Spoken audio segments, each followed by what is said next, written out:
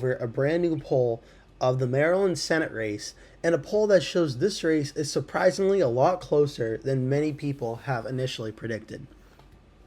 Right now, in this race to replace retiring Democratic incumbent Senator Ben Cardin, who is not running for re-election this time, the Democrats are putting up candidate Angela Alsobrooks, and Republicans are putting up the candidate, the former governor of Maryland, Larry Hogan.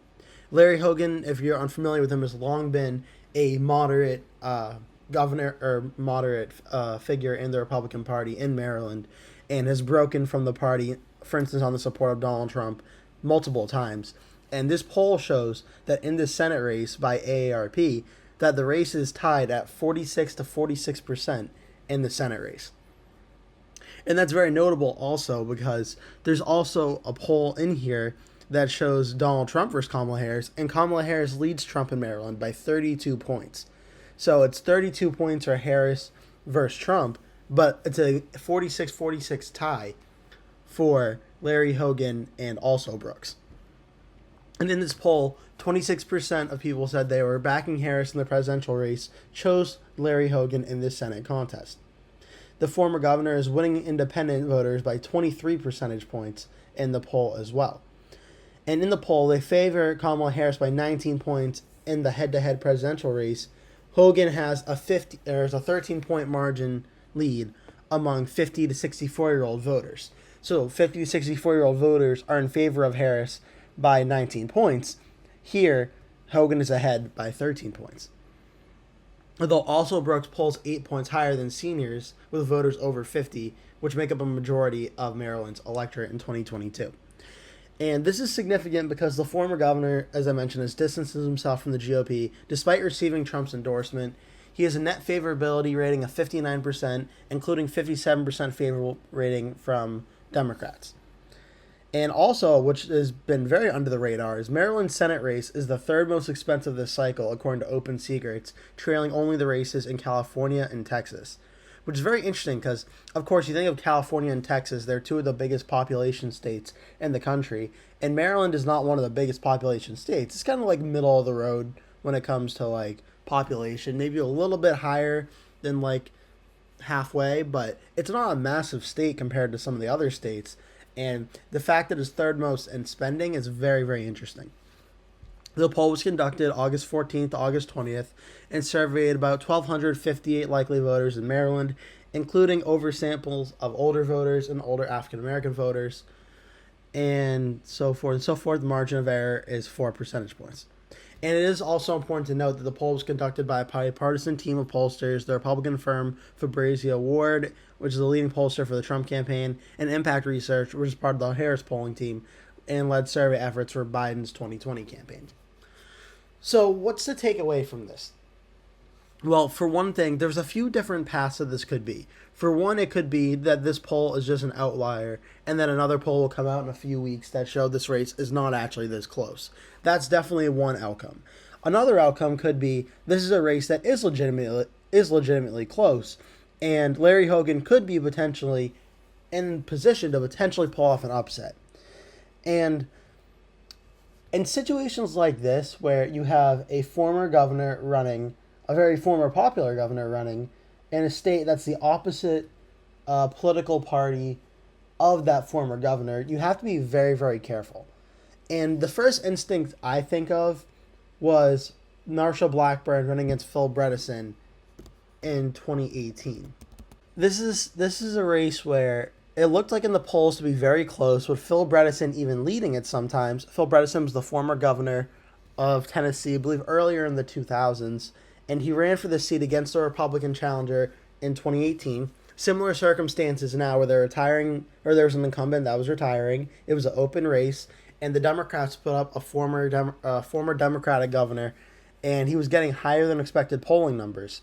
And I don't think right now Maryland is too dissimilar. Obviously, Larry Hogan is more popular, it seems, approval-wise than Bredesen perhaps may have been, but it's very, very interesting that in this poll, you look at Larry Hogan getting 46% of the vote. His approval numbers are extremely high, but The biggest thing he has going against him is he is running in Maryland, a very Democratic state, and he's not running for governor, he's running for Senate. And what I mean by that is the Senate is a lot less likely to elect a person of the opposite party than governor is. And it's similar right now where in Montana where John Tester is up in a very tough fight against Republican challenger Tim Sheehy. And it's just hard for me to imagine Tester winning on the same ballot where Donald Trump is going to win by like 20 points. It's really hard for me to imagine Alsobrooks losing the state when Kamala Harris is going to win here by over like 30 points. So I don't doubt that this race is close, and it could be very close. And maybe there's a world where Hogan can pull an upset. I'm not going to write that off. But right now, this poll to me screams this is like a wake-up call for the Democrats. They're going to start putting more money, more emphasis, more door-to-door volunteers and such out there. And this race is going to start to slightly pull away as we get closer to November. And the biggest reason for that has nothing to do with Larry Hogan, because as I'll show you, Larry Hogan, when he first got elected in 2014, it was a very close race, 51.6, 46.9. Definitely one of the big surprises of the 2014 midterm cycles was Maryland being Republican, Illinois being Republican, Massachusetts being Republican at the governor's level, and Vermont being Republican as well. And it was very, very close.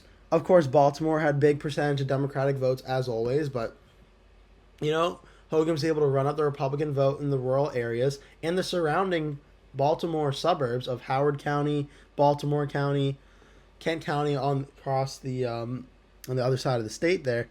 Him being able to do as well as he did made this race winnable, and he was able to win it in a very surprising way. The question is, can he do this again? And of course, we go back to 2018. He was already governor for 4 years. He won with a bigger percentage of the vote. Ben Giles, Democrat, got 43.5, and similar reasons he won similar ways. Is that going to happen this time around? My guess, and I'm not trying to be negative here for Hogan, my guess is that it won't be, just because for the fact that he's not running in a midterm election as well 2014 and 2018 where he's running in a presidential election, so there will be higher turnout, and typically higher turnout in elections in the past, elections in the 2000s typically favored Democrats, and he is in the state of Maryland where, yes, he was a popular governor, and it seems that Republicans like him in the state, independents like him in the state, even a decent number of Democrats like him in the state. But as soon as the messaging gets out that if Larry Hogan wins this race, the Democrats will tie him to Mitch McConnell and say that could give Mitch McConnell a Senate majority, I think that'll pretty much shut down any momentum he has at winning. Because Hogan has been outspoken, as I mentioned earlier, about his support for pro-choice and not being pro-life, would not vote for any pro-life legislation. This is his words, not mine. This is things he's said. But Democrats will use the messaging that he will support Mitch McConnell and Donald Trump's pro-life policies, even though it's completely not true. But they will support these policies, and that will lead to voters, of course, being fearful of, they don't want their rights to go away, so then they're going to, in turn, vote for the Democrat, and Hogan will probably end up losing a very close election. And, of course, I'm not sure if it'll entirely play out that way, but if I were to bet, I would bet that it would probably play out that way, where Democratic messaging will increase. We'll start to see polls that show Hogan losing by like 6 to 8 percentage points, and then on Election Day, he probably ends up losing by that percentage, like probably something like 54 to 46 or something, which is very close for Maryland, but it's just hard to imagine on the same night where Donald Trump's going to lose by 30 points. Even though a moderate Republican like Hogan, I can't imagine him winning this race. It'll be close, but definitely something to keep an eye out for. But right now, I think Hogan's probably going to end up losing this race, like very, very closely. But this poll is interesting nonetheless, and something to at very least keep an eye out for. That'll do it for today's video. Thank you so much for watching. Please remember to give this video a like, click subscribe, share it with your friends and family, and stay tuned as I will be posting a video every day from now until Election Day. Thanks so much for watching. Hope to see you in a future video.